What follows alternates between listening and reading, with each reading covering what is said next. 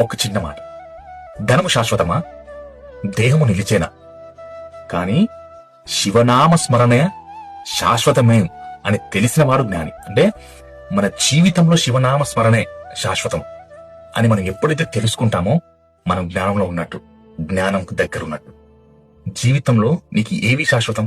ఆస్తా, అంతస్తులా, బంధాలా, బంధుత్వాలా? No, ఇవన్నీ ఏవి శాశ్వతం కాదు. కానీ శివనామ స్మరణ ఉంటుంది చూసావా, నీ కట్టె కాలి వరకు శాశ్వతమే. అది తెలుసుకున్నప్పుడు శివుడు నీలో ఉంటాడు, శివుడు నాలో ఉంటాడు, శివుడు మనలో ఉంటాడు, శివుడు మనతో ఉంటాడు. అది ఒక్కటి తెలుసుకోగలాలి.